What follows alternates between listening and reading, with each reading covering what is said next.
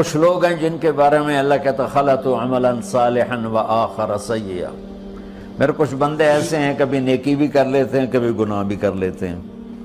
یہ اللہ تعالیٰ قرآن میں خود بتا رہا ہے کہ میرے کچھ بندے ایسے ہیں، کبھی بڑے نمازی بن جاتے ہیں کبھی مسجد کا راستہ ہی بھول جاتے ہیں، اور کچھ بندے ایسے ہیں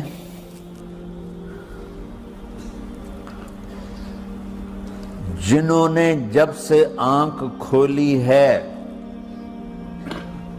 اس دن سے لے کر آج تک ایک کام اللہ کو راضی کرنے والا نہیں کیا۔ ایسوں سے بھی دنیا بھری پڑی ہے، اور ایک بہت بڑا دنیا کا طبقہ ہے جو اللہ کو جانتا ہی نہیں ہے، جانتا ہے تو غلط طریقے سے جانتا ہے، اور ایک بہت بڑا طبقہ ہے جو اللہ کو مانتا ہی نہیں کہ ہے ہی کوئی نہیں، ایتھیسٹ ہوں میں ایتھیسٹ ہوں۔ تو میرے بھائیوں، میں اللہ کی قسم کھا کے کہہ رہا ہوں کہ کس محبت سے اللہ نے ان لوگوں کو پکارا ہے، کاش میں آپ کو اس کی وضاحت کر سکوں۔ یا عبادی الذین اسرفوا علی انفسہم،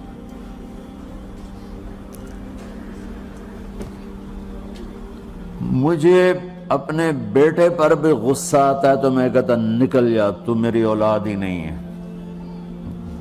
میں دین سیکھنے جانا چاہتا تھا، میرے والد رحمۃ اللہ علیہ مجھے ڈاکٹر بنانا چاہتے تھے، میں اس سے بہتر راستہ اختیار کر رہا تھا، لیکن میرے باپ کی مرضی نہیں تھی، تو انہوں نے مجھے فرمایا جی تو مولوی بننا ہے تو میرے گھر ہی چوں نکل جا۔ میرے کانوں میں وہ الفاظ آج بھی گونج رہے ہیں۔ وہ میرے خالق نہیں تھے، میرے والد تھے، خالق تو میرا اللہ ہے، اور میں اللہ کی فرمان برداری کا ایک کام نہیں کرتا ہوں، اللہ کی فرمان برداری کا ایک کام نہیں کرتی مرد عورت، ٹھیک؟ تو اللہ کو غصہ اس حساب سے آنا چاہیے کہ بدبخت ہو، بے غیرت ہو، شرم نہیں آتی تنوں ڈوب کے مر جاؤ۔ میں قربان جاؤں، اللہ کہتا ہے یا عبادی، او میرے بندو۔ یہ پتہ کن کو کہہ رہا ہے؟ جو تبلیغ کرتے ہیں، جو علم پڑھتے ہیں، جو یہ بچے کی طرح مصلی پہ نماز پڑھاتے ہیں، جو میری طرح ممبر پہ بیٹھ کے دین بیان کرتے ہیں، جو راتوں کو اٹھ کے تہجد پڑھتے ہیں۔ میرے بندو،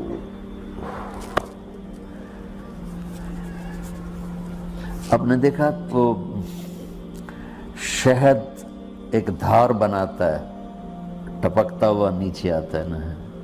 اللہ کی قسم اس آیت سے اللہ کی محبت کا شہد یوں نکلتا نظر آتا۔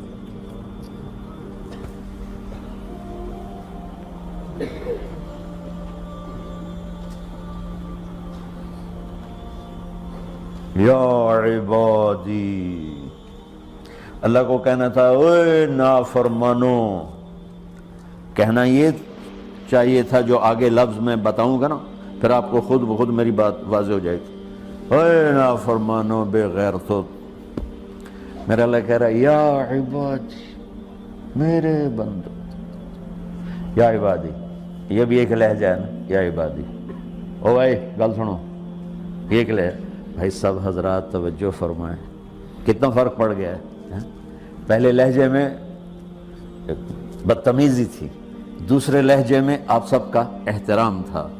میرا رب تو بے نیاز ہے، اس سے ہماری کیا ضرورت ہے؟ سارے آسمان سجدے سے بھرے پڑے ہیں، فرشتے مکدے ہی نہیں۔ پھر وہ ہمیں یا ایھا الناس نہیں کہتا، اوے لوگو، یا ایھا الناس، اوے لوگو، یا عبادی، او میرے بندو، میرے۔ یا عبادی سے یوں لگتا ہے جیسے اللہ آگے بڑے رابعہ بصری جیسی عورتیں اور جنید بغدادی جیسے مردوں سے اللہ بات کرنے لگا ہے۔ 3 لفظ ہیں، اسرفوا علی انفسہم، وہ بندے جنہوں نے جب سے آنکھ کھولی ہے ایک دفعہ بھی مجھے خوش کرنے کا کام نہیں کیا، آ جاؤ تم بھی میرے ہی ہو۔ سبحان اللہ نے ایسے باہیں پھیلا دی اپنی رحمت کی۔ یا عباد، تقوی والے نہیں کہا،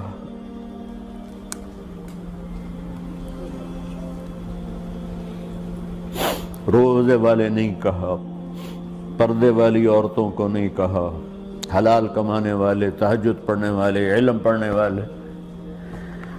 علا علا علا کا مطلب یہاں بہت طاقتور ہے، عربی کے حرفوں کا بھی مطلب ہوتا ہے۔ علا کا یہاں مطلب ہے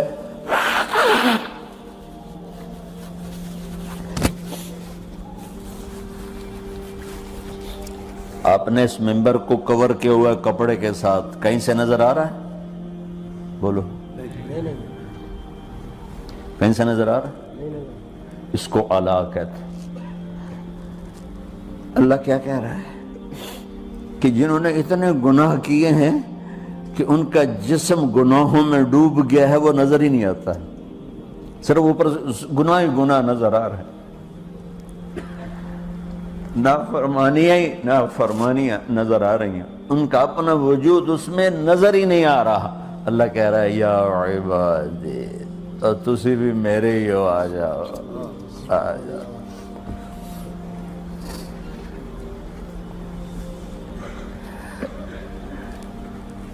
بتاؤ ایسے مہربان رب سے بغاوت کرنا ہے کوئی غیرت کی بات؟ چند روزہ زندگی کے پیچھے، چند ٹکوں کے پیچھے، چند پیسوں کے پیچھے، یا عبادی یا عبادی،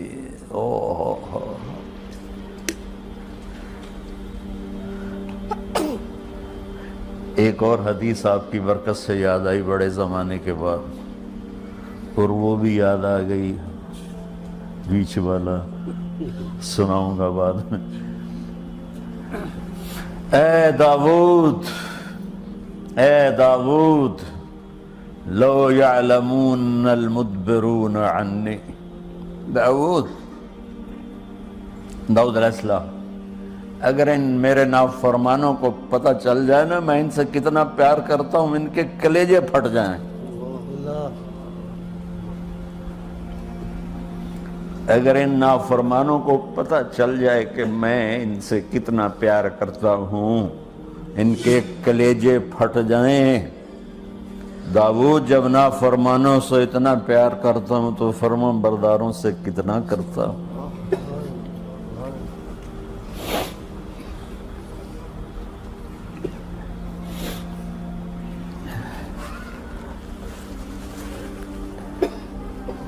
آگے بات کیا کی ہے کہ ساری دنیا نے تمہیں جہنمی بنا دیا ہے، تسی پکے دوست کے، تھوڑی بخشش کوئی نہیں، لیکن میں تمہارا رب جس کی تم نے زندگی میں ایک دفعہ بھی نہیں مانی، میں تمہیں خوشخبری دے رہا ہوں، لا تقنطوا من رحمت اللہ، میری رحمت سے نا امید نہ ہونا، میرے در پہ آ جانا۔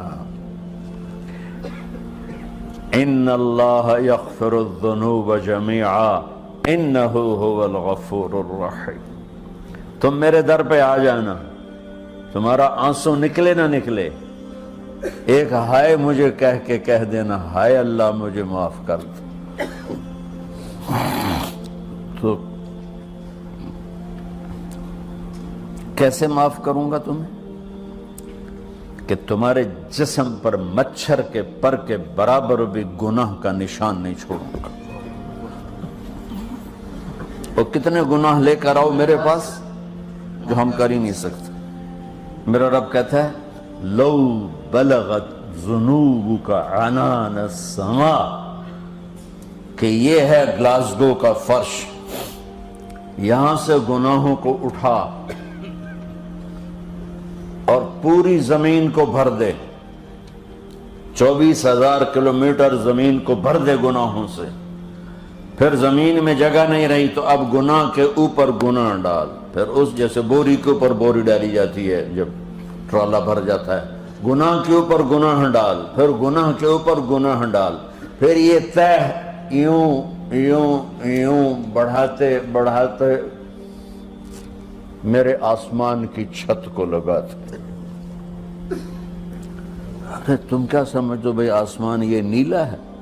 یہ نیلا تو سورج کا رنگ ہے۔ آسمان کو تک تو کوئی سائنس پہنچ چکی ہے، نہ کوئی علم پہنچ سکتا ہے، نہ کوئی انسان، وہ اتنی اونچائی پر ہے۔ اور میرا رب کہہ رہا ہے کوئی عورت کوئی مرد